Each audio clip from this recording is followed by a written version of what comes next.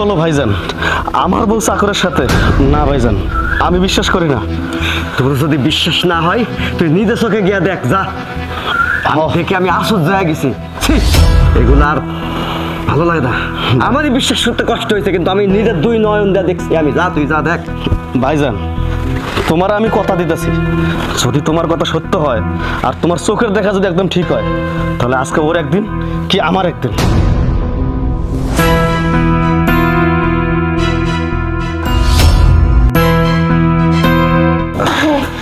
আর একটু দে, এই তো আমার বেরোবো এখন, দে আর একটু দে, ঝুড়া দে, বেরোবো তাড়াতাড়ি।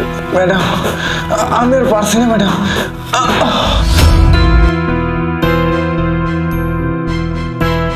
ম্যাডাম, এখন আপনার কেমন লাগতেছে? অনেক ভালো লাগতেছে। সাথী, আমার ভাবতে কষ্ট হচ্ছে যে তুমি আমার স্ত্রী, তুমি আমারই বেটে, আমারই বাড়ির চাকরের সাথে। আরে কি হয়েছে তোমার? আর কি এগুলা উল্টা পাল্টা কথা বলতেছো? আমি উল্টা পাল্টা কথা বলতেছি? হ্যাঁ, আমি নিজের চোখে কি ভুল দেখেছি? শেষ পর্যন্ত তুমি আমার বাড়ির চাকরের সাথে। হ্যাঁ হ্যাঁ, তুমি ভুল দেখছো, চোখের দেখাও তোমার ভুল আছে। আর শোনো, ও যদি না থাকতো না, আজকে আমাকে না তোমার হসপিটাল দৌড়াতে লাগতো, না হলে আমার আজকে মরা লাশ থাকতো এই বাড়িতে। মানে তুমি কি বলতেছো? কি বলতেছি না, শোনো তাহলে। আমি শখ করে 5 টাকার পয়সাটা মুখের ভিতর রাখি, আর হঠাৎ করে আমার গলায় আটকে যায়। আমি কোনো নিঃশ্বাস নিতে পারতেছিলাম না। আর সোহেল ওই মুহূর্তে আমার রুমে আসে। তখন ও আমার অবস্থা দেখে ওরা আমি বললাম যে তুই আমার গলার ভিতর পয়সাটা আটকে গেছে। আর ও কোনো দিশা না পেয়ে ও আমার পিঠে চাপ দিয়ে পয়সাটা বের করছে। আর এখন আমার লাশ থাকতো, ও যদি আমার রুমে না আসতো। ছোট সাহেব, আমি যদি ভুল করে থাকি তাহলে আপনি আমাকে ক্ষমা করে দেন। আমাকে মারেন ছোট সাহেব। না রে ভাই, ভুল তুই করিস না। ভুল হয়েছে আমার চোখের দেখার। আসলে মানুষ একটা কথা বলে না, যে খালি চোখে আমরা যা দেখি সবকিছু সবসময় সত্যি হয় না। বউ, তুমি আমার মাফ করে দাও। আমি আসলে যা দেখছি আমি নিজের কন্ট্রোল করতে পারিনি, কিন্তু এখন বুঝতে পারলাম যে আসলে যাকে আমি ভালোবেসে বিয়ে করেছি সে কখনো খারাপ হতে পারে না। আরে যে ভাই, তুইও মনে কিছু নিস না, তুইও আমার মাফ করে দে। ঠিক আছে ভাই, আমি তো আপনার বাড়ির কামলা, এটা আমার দায়িত্ব। আমি চাই। আচ্ছা ঠিক আছে, বসো। তোমার চরম দুইটা ধোয় পবিত্র দুধে। যাও যাও। হরে হরে কৃষ্ণ কৃষ্ণ হরে কৃষ্ণ হরে কৃষ্ণ কৃষ্ণ কৃষ্ণ হরে হরে হরে হরে। রাম রাম রাম। বুকে কাপড় কেন? কাপড় নামাতে বলো। নামাও নামাও নামাও কাপড়। বাবাই কইছে, নাহলে কিন্তু সবকিছু বিনাশ হয়ে যাবে। নামাও কাপড়। খালি কাপড় নামালে হইব না, ওর নিচে জাঙ্গি আছে, জানেন কোনো? তোমার নিচে জাঙ্গি আছে? আমার নিচে জাঙ্গি আছে, বাবা কিভাবে জানলো? আরে জানে, বাবা সব জানে। বাবা যে সারা জাহানের খবর রাখে। আসো আসো, খুলতে হবে তোমার জাঙ্গি। বসো তুমি এখানে। হ্যাঁ হ্যাঁ, বসে পড়ো বসে পড়ো।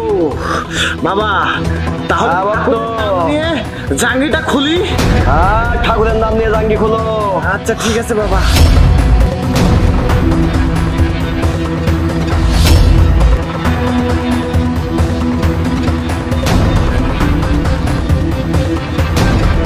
বাবা, এই যে আপনার কাঙ্ক্ষিত জাঙ্গি, এই নেন।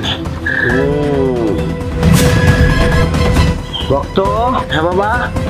জাঙ্গি গন্ধ কেন? আর এই লাল লাল কি দেখা যায় জাঙ্গির মধ্যে? বাবা, মনে হয় আপনার ভক্তের বৃষ্টি হচ্ছে।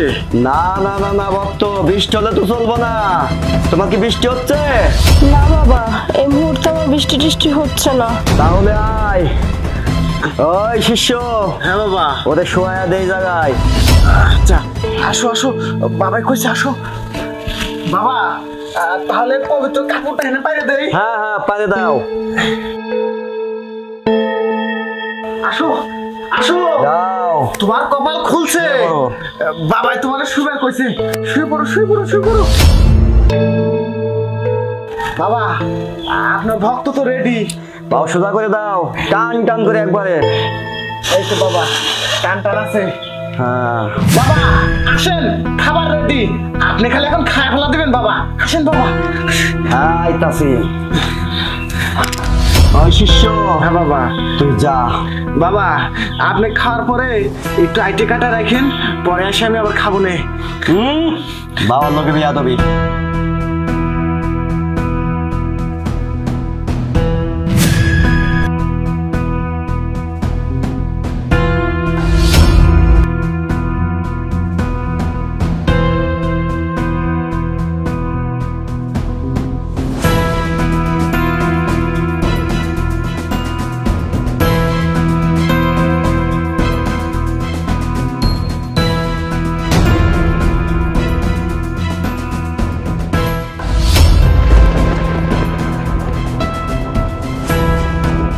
ইন্সপেক্টর পারভেজ।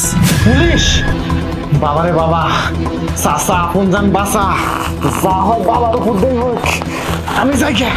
নমস্কার স্যার।